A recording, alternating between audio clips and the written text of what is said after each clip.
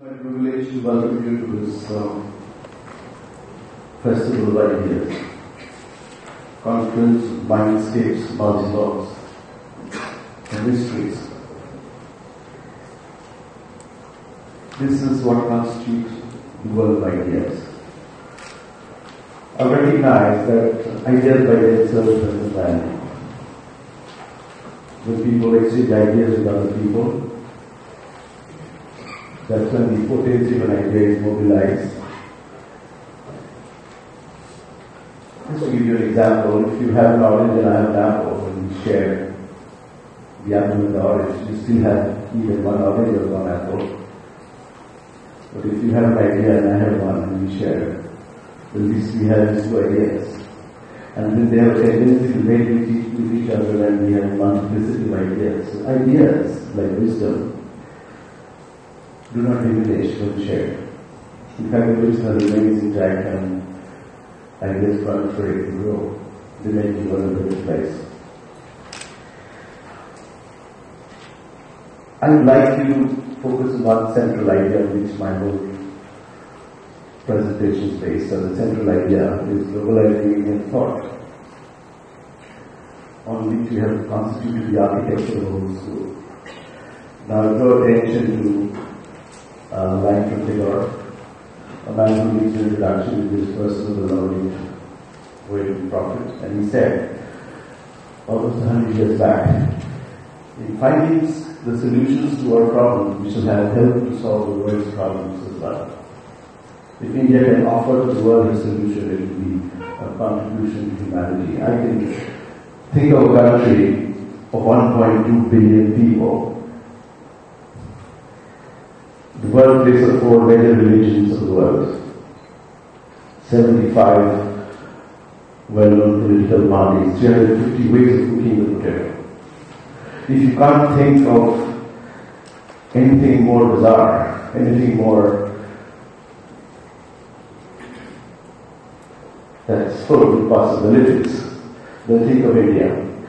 This is a country where paradoxes bring the kind of energy that we see everywhere. We can see the paradox of the bovine and the divine coexisting. We can see the paradox of the human and the subhuman lifted to the dimension of a superhuman. We call it the Hanuman. Alright? We see the paradox of the richest Indian producing the cheapest car. We see a landscape which is part California, part Ethiopia.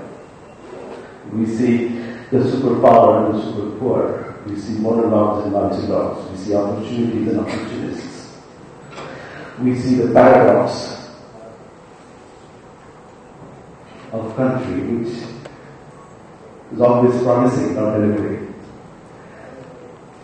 And if I combine the word paradox with the word of perpetual possibilities, which you see on your screen, you see that India is a civilization that can imaginatively reconstruct its reality. In a way, very few civilizations are able to do. We have music for every hour of the day, every season of the year. We have a heart surgery for less than $1,000. We have a shampoo sachet for 2 cents or less. We have frugal engineering that is making waves in the global market. We have the Indian zero, that is something of nothing. See, by itself zero is nothing, but if you can add the kind of dynamism to any number, nothingness does not necessarily mean no thumbness. You know, the world of ideas is where India has always showed promise. It has been a mother of all mythology, which is the source of all ideas. Now, if I look at Indian wisdom, then very often I fail to understand why we should classify Indian wisdom as Indian, American, Chinese. Wisdom is wisdom. Wisdom belongs to the wise, not to the geography. By definition, wisdom is borderless. By definition, wisdom is about frontierlessness of knowledge. Wisdom is about a lot of more sense. And I bring to you a story that will tell you wisdom can move from the silly to the sublime and back to the silly. Yet wisdom remains wisdom, unsullied. Like a soldier who meets a politician on the border of India and Pakistan, and the politician is looking at a semi-automatic gun and he doesn't know how to operate it. So he asks the soldier, which side should point towards the enemy, whether the nozzle or the gun. The soldier said, sir, what do you want? He said, I want to fire. I want to know which side should point towards the enemy. The soldier said, it doesn't matter which side you fire. I mean, whichever side you fire is good for the country.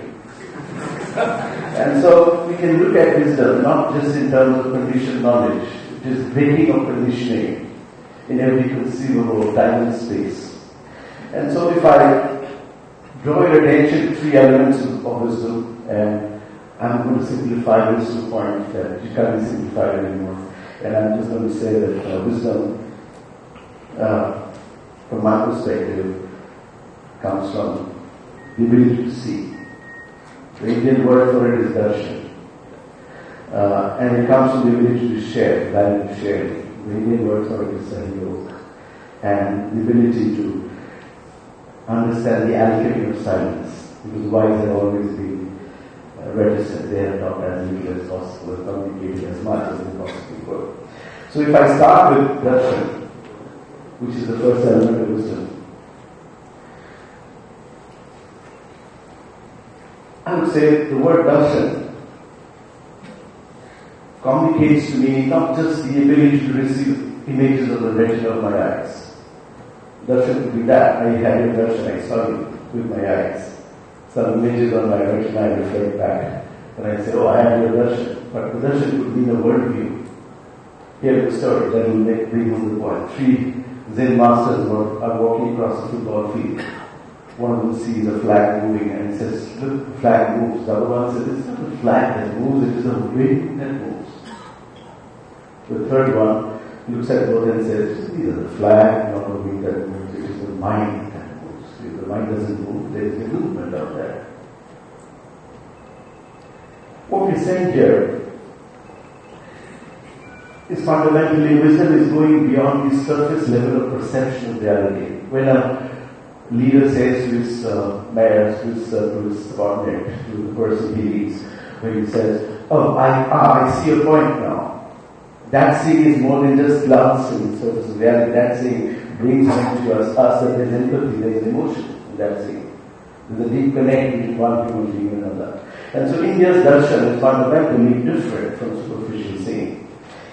Great masters were always known as seers. I mean, there's nothing magical about that seeing. The seers came from the field of sports, they came from the field of politics, they came from the field of organized religions. Seeing was not the privilege of a handful. Unlike what our texts would make us believe. I had this conversation with a person who created Visa, and he said, I saw money very differently. And I asked him, how would you see money? He said, I saw money as human energy impulse. That can be numerically coded on a plastic card, and that impulse can be transmitted from one continent to another. Provided there are two things behind the transmission process. One is value, the other is trust. I said India has something similar. When you look at a person with your hands folded in the gesture of namaste, you say, I acknowledge the divine that resides in you and me. I can see, and I can acknowledge the divine that resides in you and me in equal measure. And as long as I acknowledge that and I trust that you are potentially divine, I think the wealth that I can create out of you and the wealth you create out of you, you will be daughter, the class. I'm going to go to the next element of wisdom is the value of sharing. And I have a story to tell. You see, there are things in the material universe, if you divide something, the value of what you divide diminishes. In the word of wisdom, if you share something, the value of what you share grows exponentially. And my story comes from a city I had grown up in and loved and lived and hated. And this is a story from Calcutta, a little girl who we are visiting, and there's a friend of mine called Andrew from London, and he comes there and Andrew buys a quarter-pound bread for some slum children he wants to see. And Andrew is very disgusted with Calcutta's traffic, and he says, why does traffic move at this kind of speed here, 0.1 kilometers per hour? And I said, because in London you drive on the left, in Calcutta you drive on whatever is left, so you could see it. The fact that there are more creative possibilities because of the frugality of resources, you have to give more, something out of nothing, right, like zero. So he laughs and he laughs heartily, but then he is still wanting to give that bread to to one of the children that crowd around him, and the little girl in Calcutta, her eyes are sharpened with hunger, you can see her sharpness in the eyes, and she jumps, grabs a piece of bread ahead of the other kids, and runs away with it. And since I've read Maslow's theory of hierarchy, I think she will first devour it. But she turns around, tears that bread into 4 pieces, keeping the last morsel for herself, gives it to the other 3. And then you turn around to Andrew and you say, look, Maslow is upside down here. You don't need to have enough of material, adequate material resources to bring that kind of sharing. It comes from this that doesn't come from knowledge. And that wisdom is innate in that girl. You see this? So when we talk about sharing Sahiyo, we think of it as a huge value share.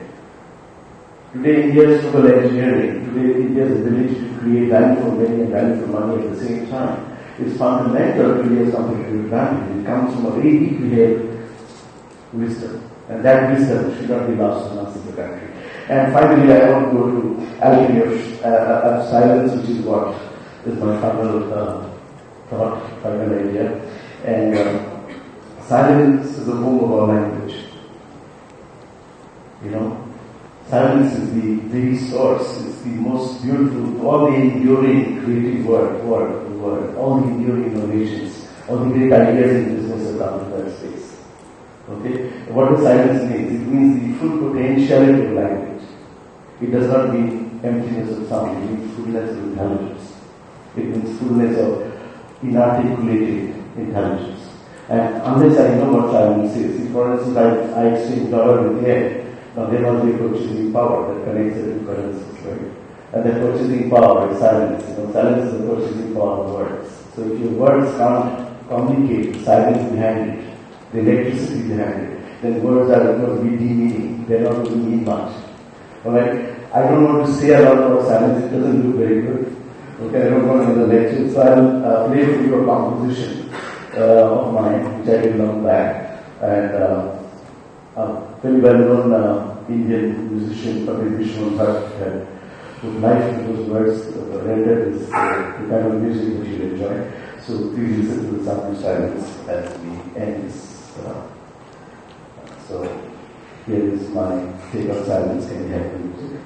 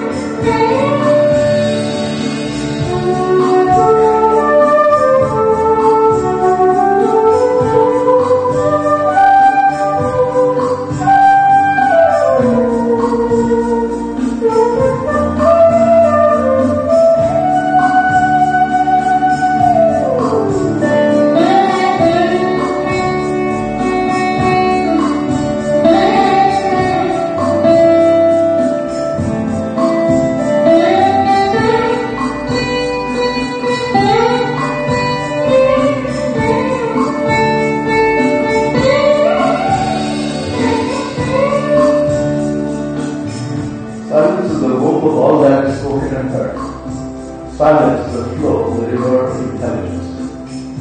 Like river banks, words are mere interruptions of this flow. Silence is unspoken truth of the universe. Words are just masks that embellish the face of truth with their many devices. The former lover, sitting at the edge of the river, pining for a lost love, and down despair. Only numbing silence. Only numbing silence.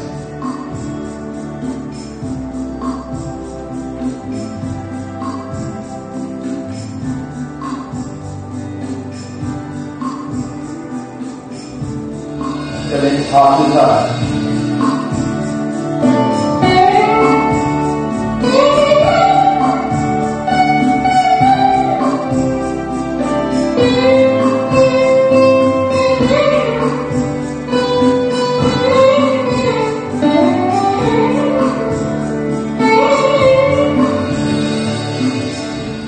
Silence, words return to their essence, just as noisy rivers burn in the ocean. To words, one becomes many. In silence, many return to one. In silence, creation happens. The Master in us has created a house called the universe. To words, we knock at the door of this house. In silence, the chest of treasure is flung open. Speak. Do not stand in the way of the musical silence. The words are useless without the music. The original voice blind in silence.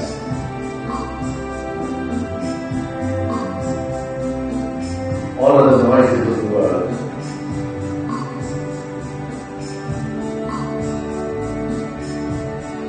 Of the